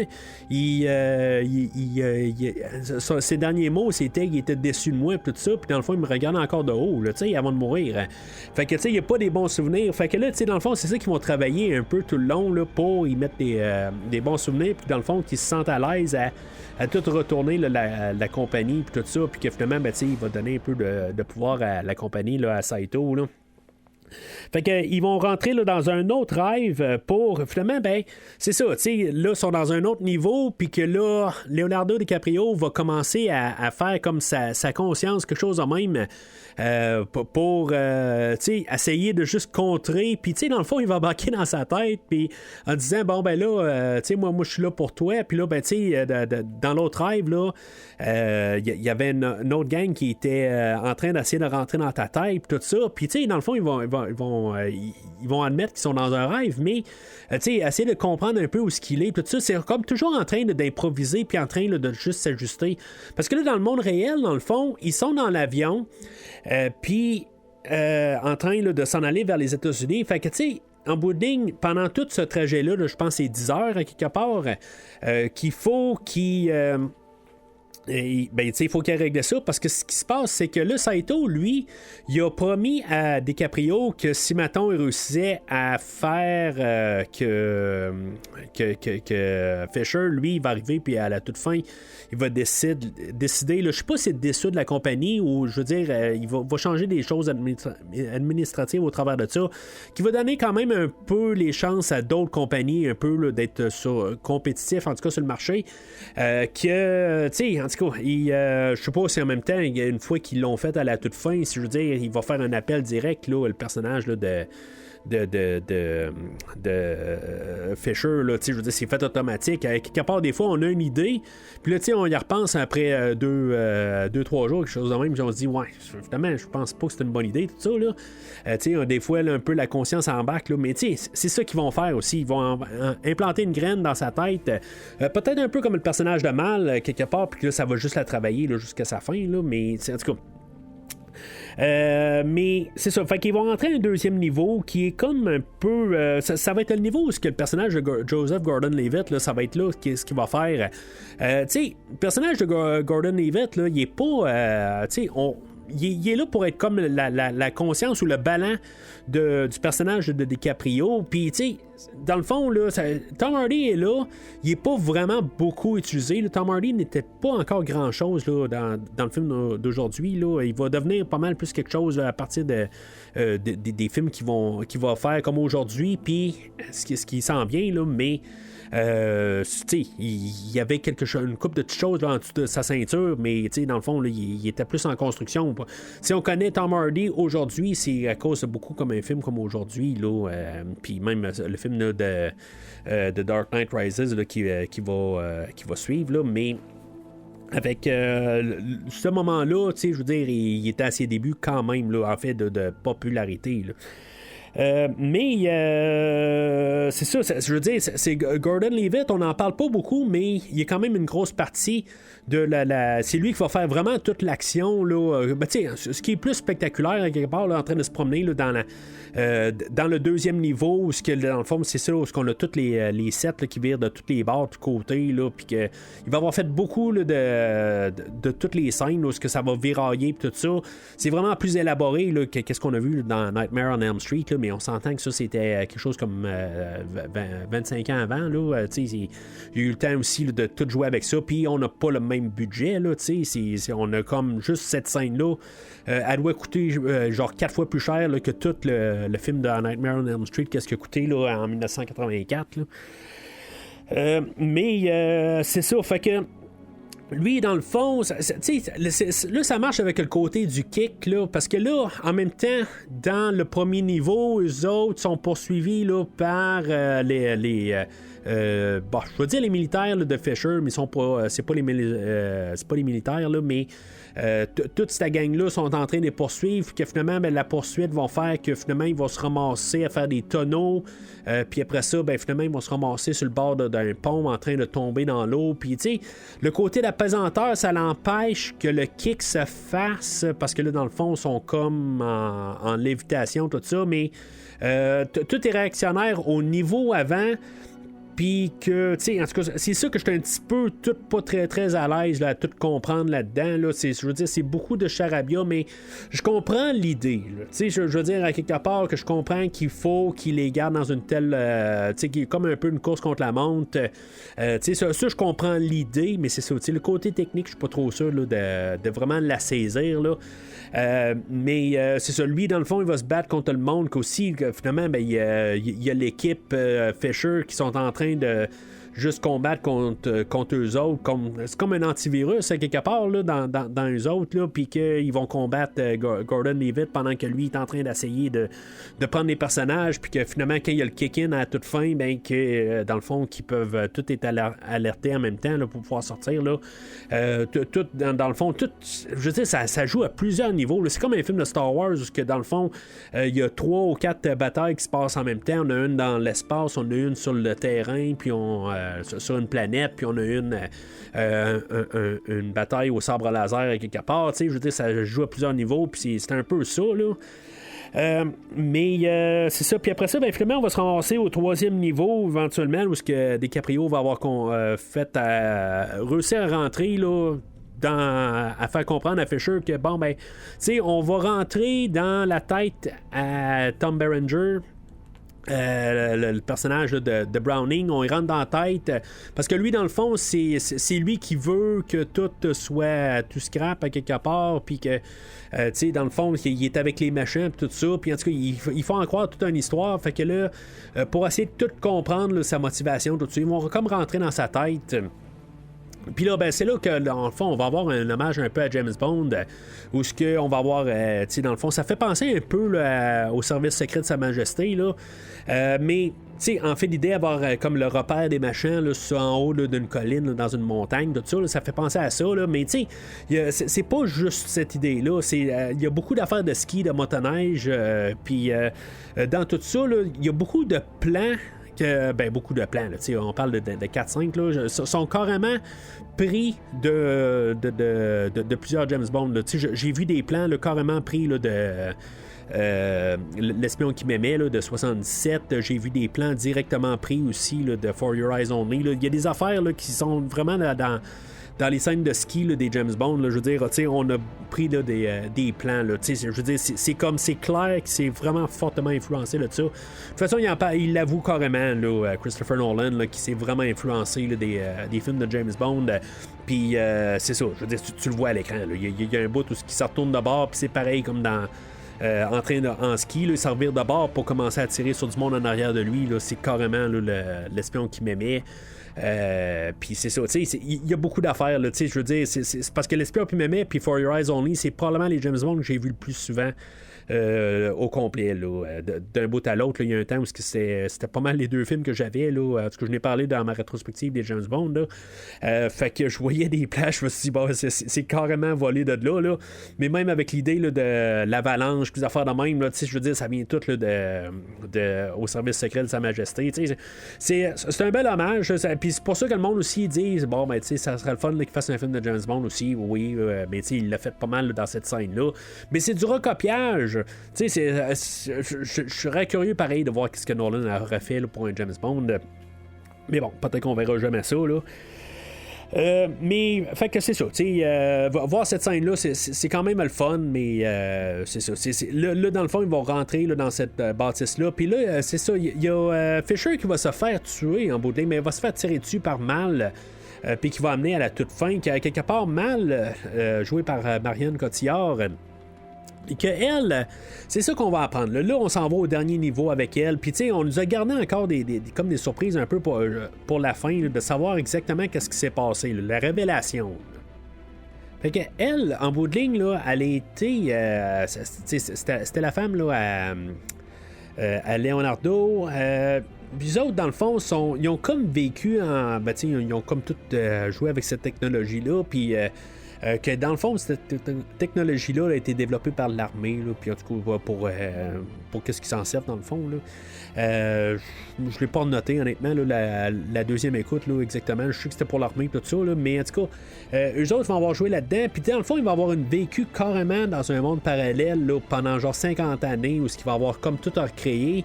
Éventuellement, ce qu'on va comprendre, c'est que Leonardo va se rendre compte que, en bout de ligne, c'est bien beau vivre là, jusqu'à leur vieux âge, mais tu sais, dans le fond, sont pas dans la réalité.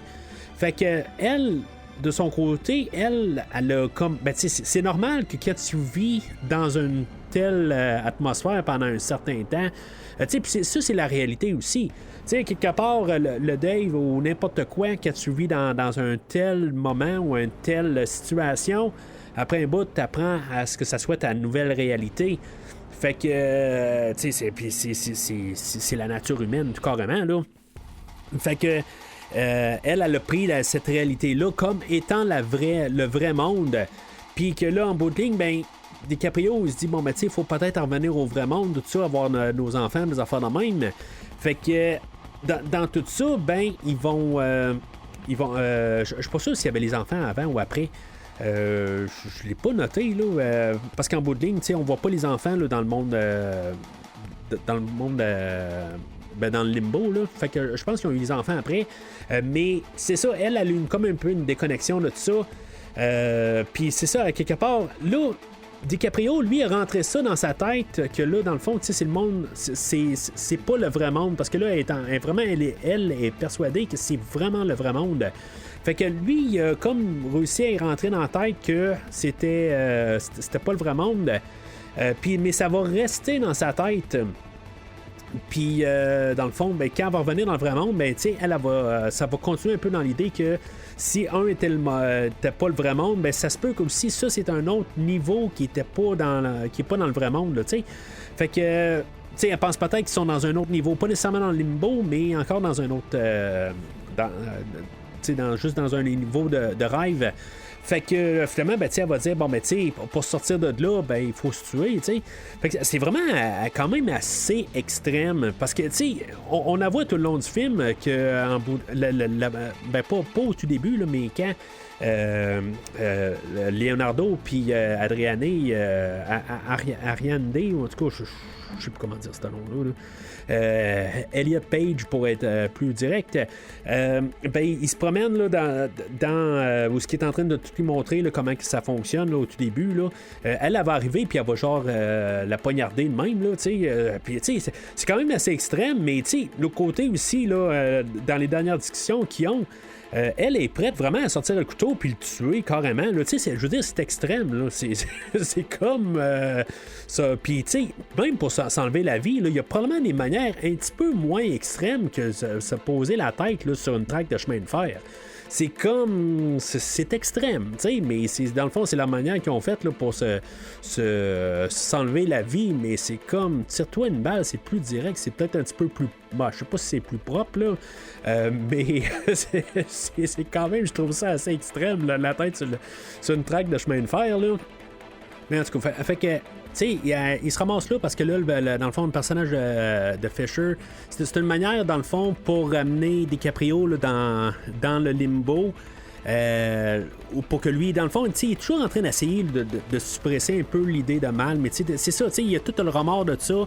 Puis je sais pas si le personnage de DiCaprio rendu là, quand tu sais que dans le fond, c'était pas un homicide volontaire, mais d'un côté, c'était ça, c'était involontaire pareil.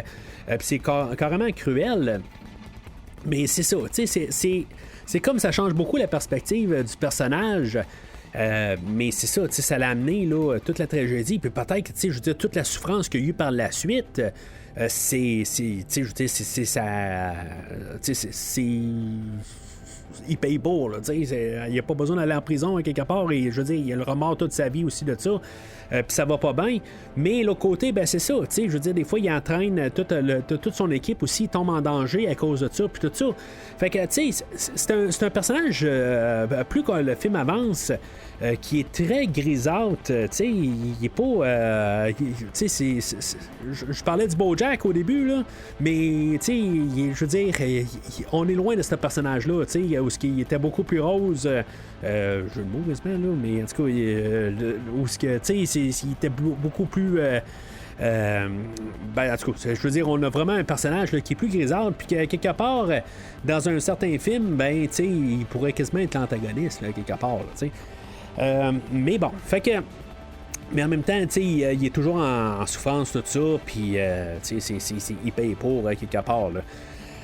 Fait que ils vont retrouver le personnage là, de Fisher, ils vont réussir à le sortir de là, parce que là, c'est ça, il était mort dans le rêve, mais là il fallait qu'il sorte de là pour que finalement lui il réussisse à aller fouiller là, dans ses mémoires, puis que finalement ils ont implanté l'idée que son père finalement, ben, je veux dire, il voulait juste qu'il trouve le meilleur de lui-même, puis que finalement, ben, il va pouvoir partir confiant pour pouvoir prendre la compagnie là, puis faire ce qu'il veut avec, au lieu de la laisser continuer qu'est-ce qu'elle faisait, là, puis dominer le monde, quelque chose en même, là, j'ai aucune idée qu'est-ce qu'il faisait, là. Puis c'est ça, fait que ça finit là, je veux dire, c'est comme vu, je veux dire, ils vont donner une finalité à ça, parce qu'il faut quand même qu'ils terminent un peu les personnages qu'ils ont introduits, mais je veux dire, ils sont complétés, puis tous les autres personnages, je veux dire, ils vont réussir à sortir du rêve. Le personnage de Saito, que lui qui a été tiré dessus, lui aussi, il faut comme le sortir de là, puis que finalement, ben, on va voir qu'il va être ben, il va s'en sortir aussi. Puis là, ben, c'est ça. On a quand même Fisher qui va arriver puis qui va s'asseoir avec son oncle. Mais pour avoir un peu la confirmation de ça, c'est dans le fond, c'est le personnage de Tom Hardy qui est déguisé, qui est en train d'avoir la confirmation que Fisher dit bon, ben, je vais faire mon chemin à la suite avec la compagnie, tout ça. Puis fait que dans le fond, ils ont la confirmation qu'ils ont réussi un peu leur idée. Mais comme je dis, on n'a pas Inception 2 ou Origin. Je refuse d'appeler ce film-là Origin. Je trouve que le nom est trop générique. Là. Inception, je trouve que ça marche mieux. Là, mais c'est ça. Dans le fond, ils savent que la mission a été un succès. Mais tout ce qui suit après ça, c'est le côté de DiCaprio que finalement, ben, c'est ça. Lui, il faut qu'il aille chercher Saito. Puis que finalement, ben, on en revient au début du film. Il va réussir à peut-être le sortir de là, mais je veux dire, c'est-tu dans sa tête ou pas? Parce que là, finalement, ben, c'est comme, il va-tu accepter la réalité ou pas? Il y a un peu de toute cette thématique-là qui passe pendant tout le film, que finalement, ben, il va lancer son totem, mais il va décider de ne pas regarder le résultat de son totem, puis que finalement, ben, tout le long du film, il refuse de regarder, là, dans le fond, le visage de ses enfants, parce que là, finalement, il va voir le visage de ses enfants, puis il va décider que, il ne regarde pas si c'est la réalité ou pas. Puis finalement, ben, il va aller passer du temps avec ses enfants. Puis c'est là en même temps qu'on sait que Michael Caine, c'est le grand-père qui parle depuis le début du film. Puis finalement, ben, c'est ça. À quelque part, on va voir que le totem, il va rester sur la table en train de tourner. On sait qu'il va tourner pendant à peu près 30 secondes. Je sais pas comment qu'une toupie de même là, peut tourner là, pendant à peu près 30 secondes. Là. Je serais surpris qu'elle peut tourner pendant 30 secondes. Mais elle n'est pas parfaite. Le côté, on voit qu'elle a quand même un petit débalancement. Fait que, il laisse ça vraiment délibérément. Pour l'interprétation du visionneur à quelque part, puis que moi je dirais je pense que peut-être qu'on essaie de nous dire que il est pas en train de vivre un rêve, mais tout ce qu'on voit peut nous dire qu'il n'est pas en train de vivre un rêve, mais à l'autre côté, on peut vraiment la garder là, dans les deux sens. La même année, on avait Shutter Island qui sortait avec Leonardo DiCaprio aussi, là, qu'à la toute fin, lui, dans le fond, il décidait là, de pas... même s'il savait qu'est-ce que c'était la réalité, il décidait de quand même vivre là, dans son monde intérieur, là, dans le fond, là, de continuer à vivre là, je m'en rappelle plus bien du film, là, mais à la toute fin, là, il arrivait puis il décidait de vivre là, tout le déroulement du film, là, toute sa psychose, là, dans le fond. Là. C'est un peu l'inverse dans le film aujourd'hui, c'est que dans le fond, il se laisse aller à la toute fin, il se pose plus de questions de savoir si c'est dans le monde réel ou pas. Puis dans le fond, c'est juste étrange que c'est comme la même année là. Peut-être qu'il s'est dit dans un bar il joue d'un bar, puis dans l'autre sens il joue pas de l'autre bar. En tout cas, il joue le revers de la médaille dans l'autre film là. Puis c'est ça, en quelque part, c'est ça qu'il fait là, dans le film d'aujourd'hui. Mais c'est ça, fait que ça finit là avec quand même la question en suspens, mais comme les enfants, je pense que c'est pas les mêmes acteurs qui sont là pour toutes les fois qu'on les voit pendant le film, puis qu'à la toute fin, ben, c'est d'autres acteurs qui font les enfants aussi. Ça, je veux dire, c'est des changements subtils, il faut comme regarder là, le film, là, je veux dire, il faut prendre des screenshots hein, quelque part. Là, je veux dire, t'écoutes le film au cinéma, là, je peux pas croire qu'il y a quelqu'un qui s'est rendu compte que vraiment c'était une différence. C'est juste que ce que j'ai lu, là, je l'ai même pas regardé moi-même. Là, en tout cas, il y a une différence là-dedans, ça a l'air.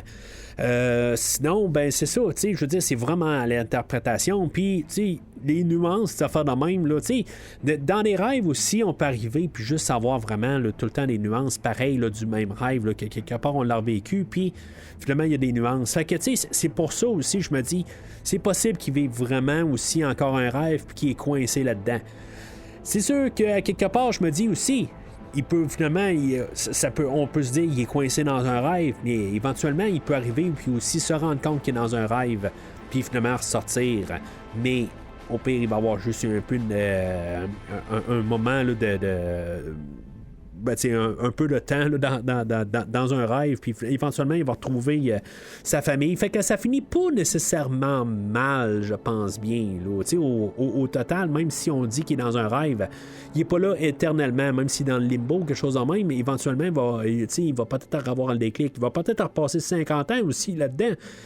Mais en bout de ligne, au pire des cas, il va avoir vécu l'espace là, de beaucoup de vie, le temps qu'il va vraiment mourir. T'sais. Fait que c'est pas nécessairement une mauvaise affaire ou peu importe. Je pense à la toute fin, je pense que Nolan est quand même bon là-dedans pour quand même finir dans un terrain pas clair, mais que dans tous les sens, c'est pas fatal, mais on finit avec une histoire complète. Puis dans le même temps, c'est un personnage qui est assez complexe. Que finalement, c'est ça. On finit sur cette note-là. Puis, c'est pareil comme Batman, en quelque part. C'est 3 Batman. Là, le montage de fin, c'est comme tout un montage assez silencieux. On parle pas vraiment au travers de ça. Avec un montage avec Hans Zimmer qui fait de la musique, tout ça. Puis finalement, le film finit. C'est comme le même genre de montage là, qu'on a vu là, dans qu'est-ce qu'il est habitué là, de faire. Puis je pense que même Interstellar faisait ça aussi là, vers la toute fin. Là. Je pense pas l'avoir vraiment noté, là. Mais il me semble que oui. Là. Mais je veux dire, le réalisateur, c'est le réalisateur aussi. C'est sa marque de commerce. Puis ça finit de même. Là.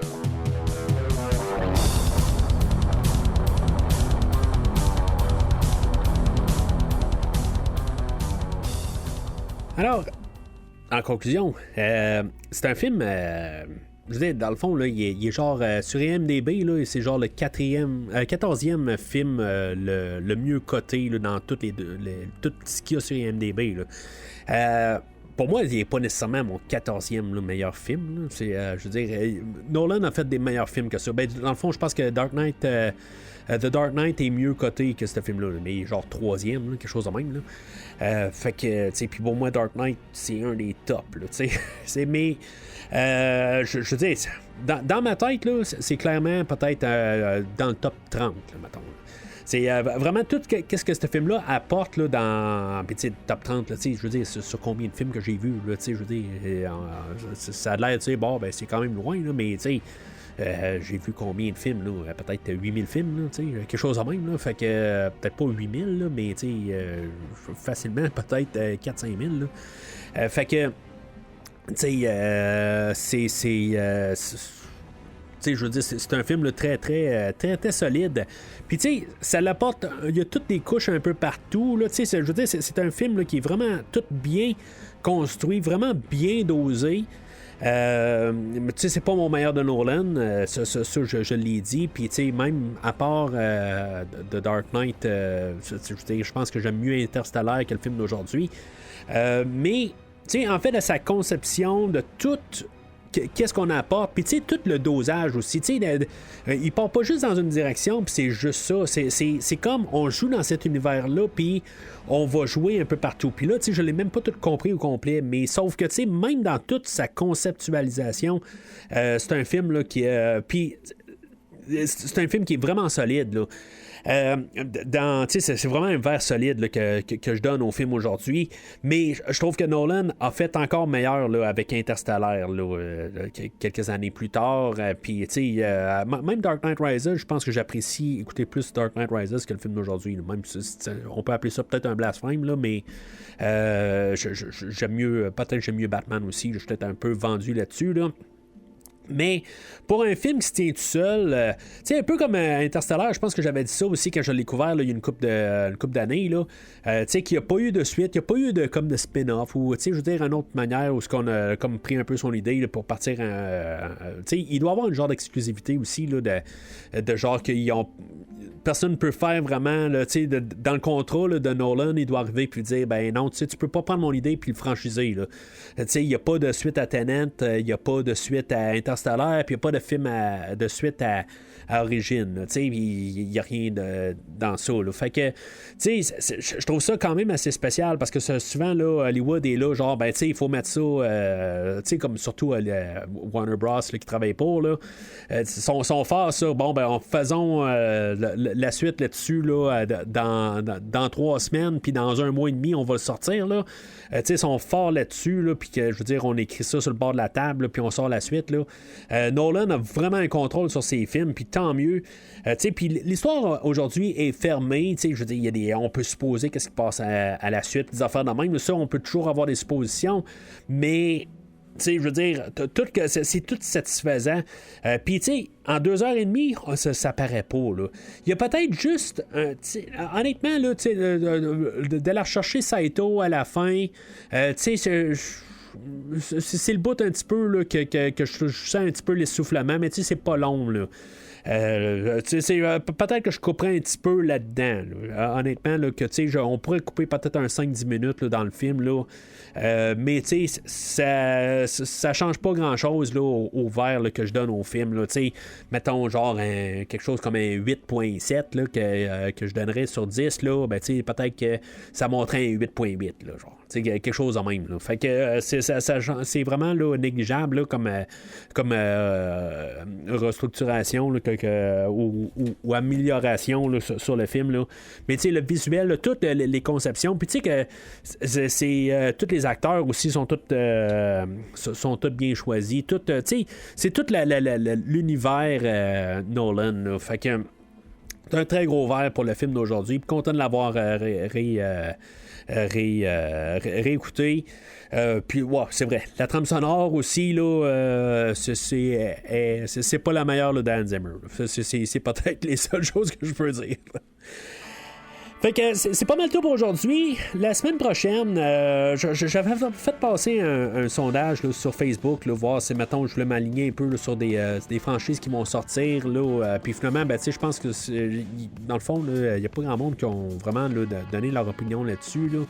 Je voulais peut-être arriver là, puis faire le film là, de Frankenstein là, qui va sortir, là, The Bride, là, au cinéma là, dans quelques semaines. Je pense pas que je vais m'aligner pour ça. Je me rends compte que j'ai encore beaucoup d'affaires à faire là, dans ma vie personnelle, pareil, qui fait que je suis un petit peu contraint par le temps, puis je veux quand même continuer là, le MCU, puis tout ça.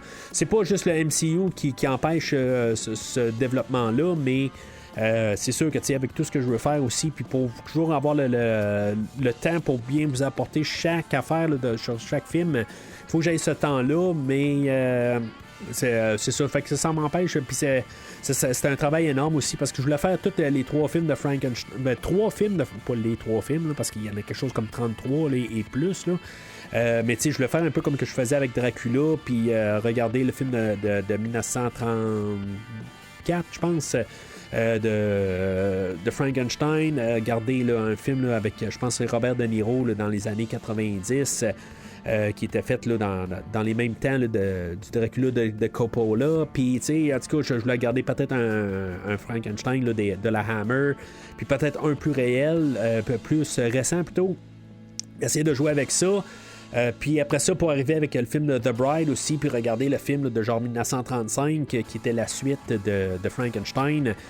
Puis, tu sais, regarder aussi, parce qu'il y a plusieurs adaptations aussi au courant des années. Fait que, tu sais, je voulais faire ça. C'est un travail colossal, mais c'est pas du temps que j'ai devant moi là, pour pouvoir faire ça. Fait que je vais mettre ça de côté pour un futur. Là, j'aimerais ça vraiment retourner au monstre de Frankenstein. Là, j'aimerais bien ça, là, parce que c'est un film aussi. J'ai beaucoup là, de versions de Dracula, puis c'est pour ça que je me sentais bien à l'aise de parler de Dracula là, il y a quelques années. Puis pour ça que j'aime ça, toujours en reparler. Mais j'ai quand même beaucoup aussi de choses de Frankenstein, pas autant élaborées, là. J'ai pas autant de versions là, de Frankenstein que Dracula, mais j'ai quand même beaucoup de films là, dans toutes les époques là, de Frankenstein. Là. Ça aurait été intéressant là, de parler de ça, mais j'aurais pas le temps. Fait que pour ça, on va se virer là, dans quelque chose de peut-être un peu plus simple, mais vraiment intéressant. Dans le fond, on va se virer pour la première fois, je vais parler de Quentin Tarantino là, la semaine prochaine. Là, on a fait un... puis là, je vais vous faire mal un petit peu là, d'un côté. Là, je sais qu'il y a une nouvelle version là, de Kill Bill qui est sortie. Je vais pas parler de ça. Là, je vais parler du premier film là, de Reservoir Dogs, excusez, là, mon anglais est en train de se perdre avec les années, il faut croire, là. Je pense que c'est Les Enragés, je pense en français que ça s'appelle, là. Où il y a plein de monde, là. Michael Madsen, en tout cas, il y a plein d'acteurs là-dedans. Là. C'est le film qu'il a fait avant Fiction pulpeuse. C'est un film que je voulais revisiter là, depuis une bonne couple d'années. Ça fait longtemps que j'ai vu ce film-là. Je sais pas ce que je vais faire avec Tarantino. Là. Éventuellement, j'aimerais ça quand même couvrir quelques films là, dans sa filmographie. Puis, tu sais, je sais que j'avais été impressionné par ce film-là là, il y a plusieurs années là, que je l'ai vu. Ben, il y a plusieurs années, ça fait à peu près 5 ans peut-être que je l'ai vu, ce film-là, pour la première fois. Là. Puis, j'avais écouté tous les films de Tarantino par la suite, là, jusqu'à genre les 2 derniers que j'ai pas vus, là, quelque part. Là. Fait que c'est ça qu'on va parler là, la semaine prochaine. Un petit film de Tarantino, dans le fond, qui était le Tarantino in the making. Puis éventuellement, peut-être qu'on pourrait parler là, de Fiction pulpeuse, quelque chose de même, là, Kill Bill, là, le Complete Cut, je ne me rappelle pas comment. Là, en tout cas, il y a plusieurs films là, de Tarantino que j'aimerais parler. Là. Mais on va commencer par ça, puis je ne parlerai pas de Tarantino la semaine suivante. Là. La semaine suivante, là, ça va être Scream 7 que je devrais faire là, avec, je pense que ça va être Bruno qui va me rejoindre là, pour Frisson 7. Là. En tout cas, c'est des choses qui restent à quand même revérifier là, avec les gars, là, voir qu'est-ce qu'on fait, là, mais en tout cas. Fait que c'est ça qui s'en vient là, les prochaines semaines au podcast. Pas encore d'horaire définitif, là, mais vous pouvez quand même suivre le podcast là, sur les réseaux sociaux, Facebook, Twitter, Instagram. Laissez vos commentaires sur le film d'aujourd'hui. Puis pour vous, est-ce que c'est le meilleur film là, de Christopher Nolan, là, le film là, de Origin ou Inception qui n'est pas franchisé au pire, là, en tout cas, laissez vos commentaires sur le film d'aujourd'hui. Qu'est-ce que vous pensez, tout ça, n'importe quoi. Puis suivez-le aussi là, pour laisser, dans le fond, la couleur, là, qu'est-ce que vous pensez. Puis sinon, si vous voulez toujours encourager le podcast, là, laissez un don au podcast, là, 10$, je couvre un film que vous voulez, ou pour 25$, je couvre 3 films que vous voulez. L'important, c'est que ce soit accessible et qui sont pas franchisés dans le fond, parce qu'éventuellement je vais probablement couvrir la franchise que vous voulez que je couvre au podcast. Fait que c'est pas mal ça pour ça, mais sinon au début je disais là, bienvenue dans mon rêve, mais peut-être qu'on est dans la réalité, mais je sais pas, est-ce que vous vous rappelez du début du podcast? Is that it? I'm sorry. My question is, are we done? Yes, I think we're done. Merci d'avoir écouté l'épisode d'aujourd'hui. J'espère qu'il vous a plu. On se retrouve la semaine prochaine pour l'analyse d'un autre film. Well, I'm funny how? I mean funny like I'm a clown, I amuse you, I make you laugh. How am I funny? Toutes les opinions exprimées dans cet épisode sont les miennes ou celles de mon invité s'il y a lieu, et elles ne représentent en aucun cas les points de vue des personnes ou entités liées au film discuté aujourd'hui. Who the fuck you think you are? He thinks he's Rambo. Rambo is a pussy. Les extraits audio et musicaux entendus dans cet épisode sont utilisés à des fins de critique, d'analyse et de discussion, conformément aux principes d'usage équitable et non dans une intention de porter atteinte aux droits d'auteur. Suivez la playlist officielle de Premier Visionnement sur Spotify. Si vous voulez être introduit à chaque trame sonore qui est couvert au podcast et disponible sur cette plateforme. In the face of overwhelming odds, I'm left with only one option. I'm gonna have to science the shit out of this. Rendez-vous sur premiervisionnement.com pour accéder à toutes les séries déjà couvertes, dont des rétrospectives d'action comme Die Hard, Beverly Hills Cop, Mortal Kombat, Indiana Jones, James Bond, Mission Impossible, John Wick et Rocky, de science-fiction comme Star Wars, Jurassic Park, Terminator, The Matrix et Ghostbusters, d'horreur comme Hannibal, Scream, Friday the 13th et Saw, sans oublier les univers de super-héros Marvel et DC. Vous y trouverez aussi des épisodes sur des films cultes comme Seven, Bloodsport, Apocalypse Now, Taxi Driver, Heat et The Hitcher. I want to be with you always. Vous aimez le podcast? Soutenez-le en laissant une note maximale sur votre application d'écoute. Thrill me.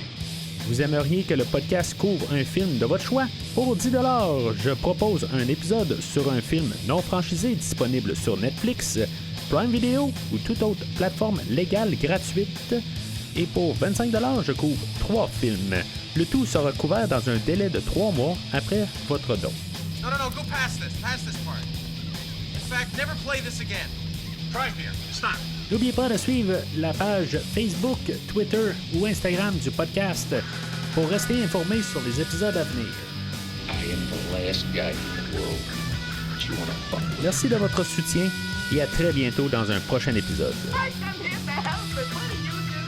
You turned me in so long, and thanks for nothing. That's the closet!